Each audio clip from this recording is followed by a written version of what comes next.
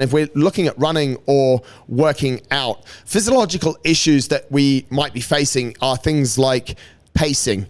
So did I get the pacing in the workout right? Did I start out too hot? Did I start out too slow?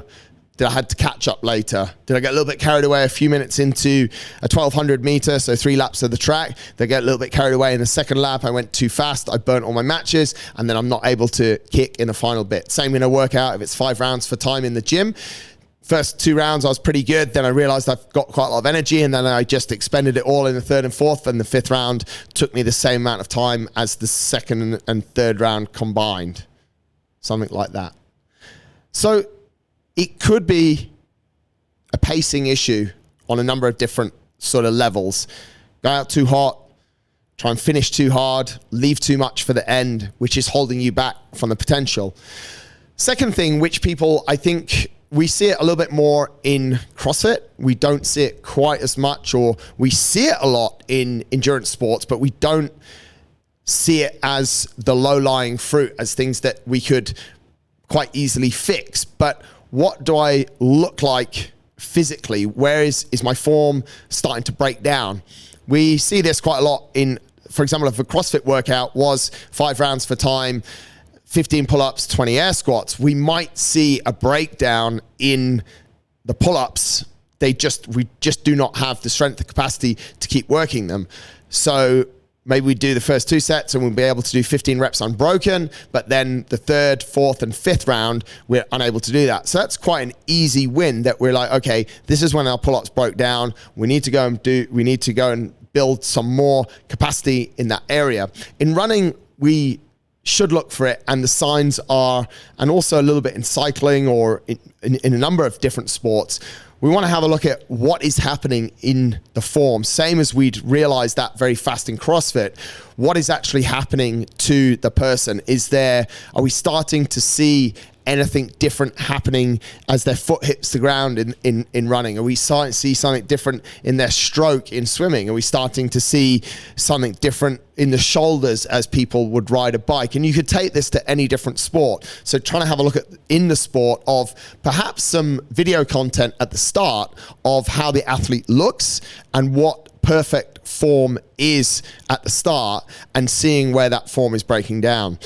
In pretty much all sports, what we generally see as form breaks down is a little bit of the head starts to drop forward, our shoulders start to drop forward, and what that's doing is bringing the weight forward, which is also creating a little bit more pressure into the lungs and to the heart. So we're probably unable to get as much oxygen in. So a simple cue for that could be to keep your shoulders back, to keep your head up, to stay tall when you're running, might actually be all that an athlete needs to prevent them from slowing down in that final part.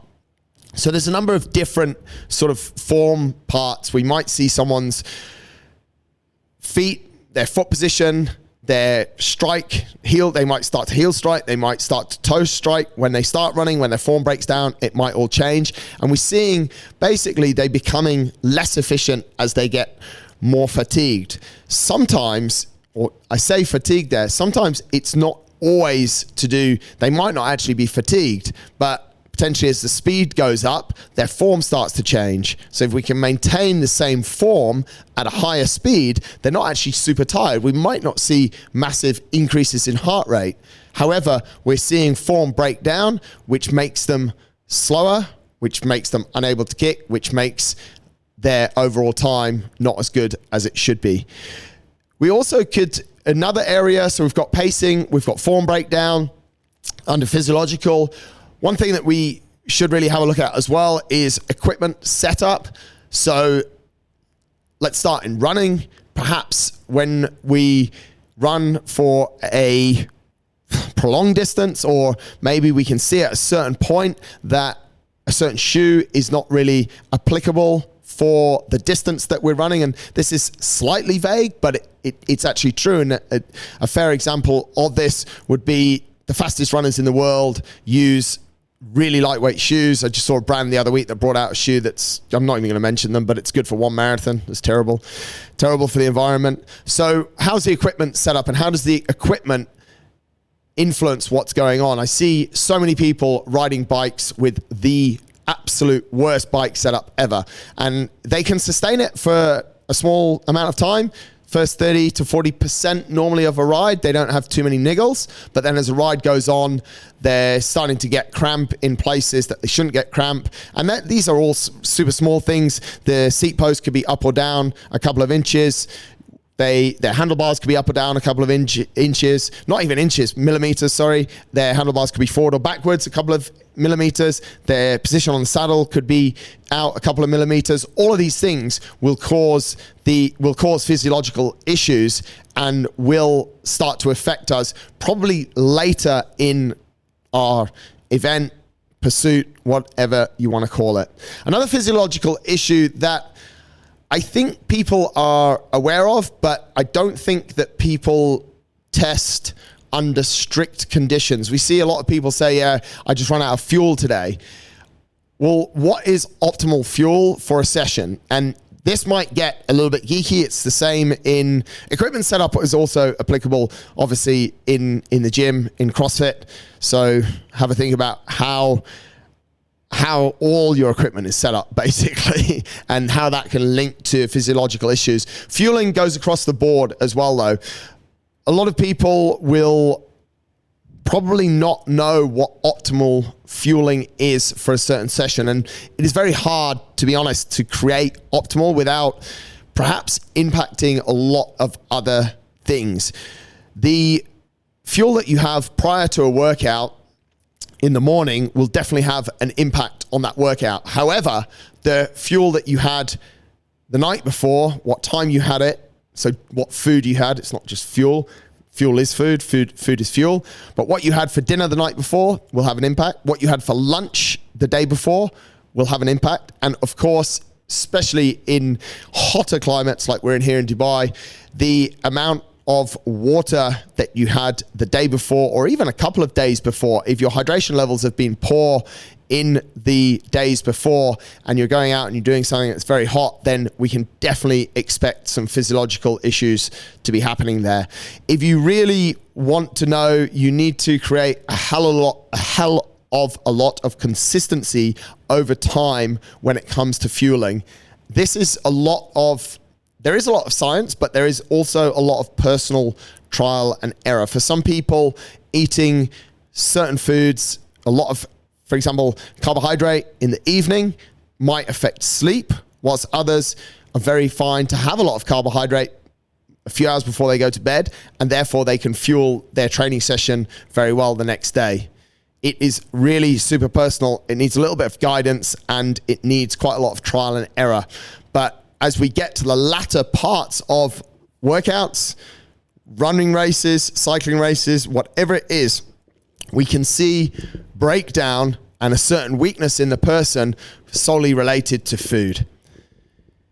The final issue on sort of physiological issues that we really should be looking at is recovery and readiness to train.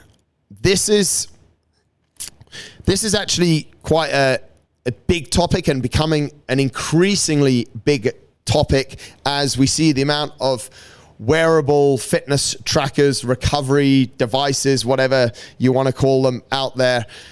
And sometimes, actually, to be straight up, and those of you who listen to the show for a while will know that most of them I'm not super happy with them telling you what you feel. I think the best form is actually asking yourself how you feel, and then when you wake up doing a resting heart rate and heart rate variability, because they're just the numbers that your body are spitting out. There's no need to try and extrapolate that as your readiness to train.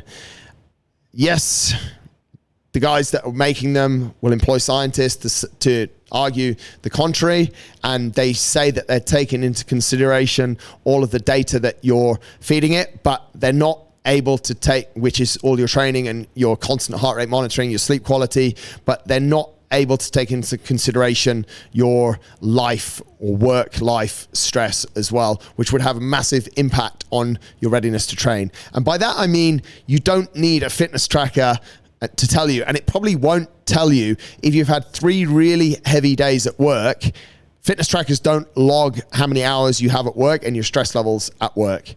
They will log changes in your heart rate, and some of them will log changes in your body temperature, which could be related to the stress that you're under at work or maybe even in a relationship.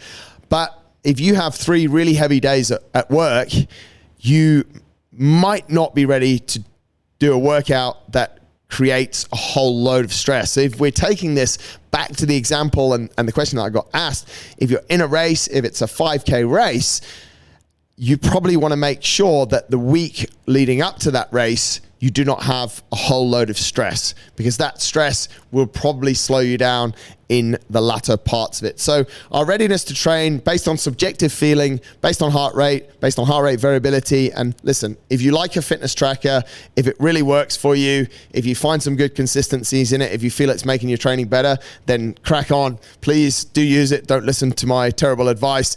But I think most of the time I see a lot more stress around it.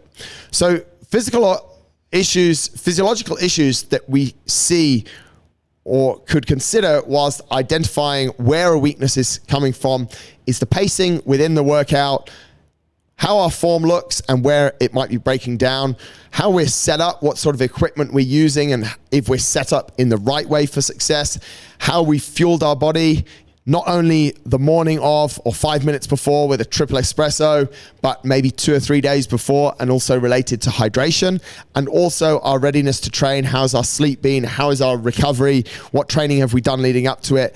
And more importantly, how is our work and life stress being managed over the time?